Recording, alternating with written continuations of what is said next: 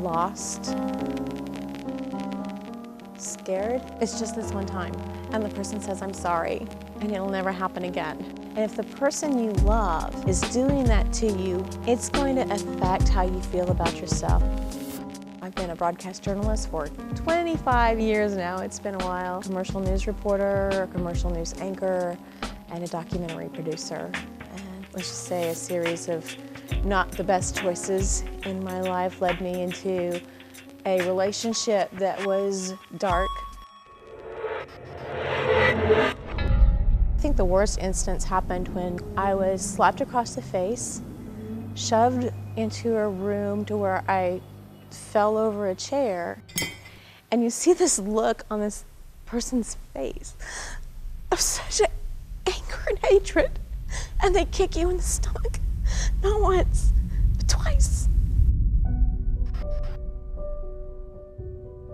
You're laying on the floor in the fetal position because he's left and the room is dark, and you just lay there and you just stay really still because I don't know if you're in shock or what. But it wasn't just being shoved around or held against the wall by your throat for a little bit or a bruise on your arm. Someone kicked me. Someone threw me down and kicked me.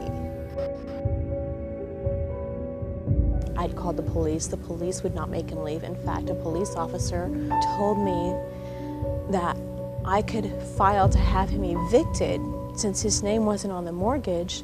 My ex said, if you try to have me evicted, I will rain down so much bleep on you that you won't know what hit you, and I feel sorry for your children. After months of being angry, I gave up because I wanted things to be amicable, and I wanted peace somewhere in my life. About 11 years ago, I was pastoring a church in Southwest Oklahoma City. We did a campaign where we wanted to give away books to the community, so we bought as many Purpose-Driven Life books as we could. We put bookmarkers in them, and we wrote a letter saying, hey, this was given to you by donations, and we'd love to hear your story if you get this book and you read it. We went to a garage sale and I saw a book called The Purpose-Driven Life. Why would I buy that book? I wanted to get back to God. I stopped going to church because I knew I was in a wrong relationship, and I knew it wasn't going to change, and I knew I wasn't going to be able to get involved with the church. And on July 3rd, he physically abused me again. And I looked at him and I said, you're going to have to kill me. And the look in his eyes, he turned around and left. The police were there, and he was gone. 6 months after he was arrested, someone on Facebook said, I'm going to start reading The Purpose-Driven Life. I'm going to start this new year off. Oh, I have that book. So I got up and I went and picked it up. I didn't just read it, I absorbed it. And I couldn't get enough of it. The hunger inside of me was so great. And so I started doing what it said. I started getting involved in church because you need community. Later, I felt called to start a Bible study group for women. God filled that group up, 4 or 5 meetings. Inside of that book, The Purpose-Driven Life, which I read again with my group, was a letter.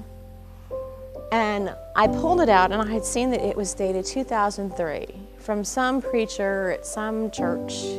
And I found him and I sent him a private message on Facebook, and I said, this is who I am. When I first got Susan's message and I read the testimony, pretty emotional, pretty gripping. I was definitely overwhelmed with emotion at the very idea of what this woman had gone through. And this simple act 11 years earlier had impacted her spiritual journey. I can't tell you enough how that one seed that one man planted or one church planted 11 years ago, what a difference it's made not only to me, but to these women. Joy, peace,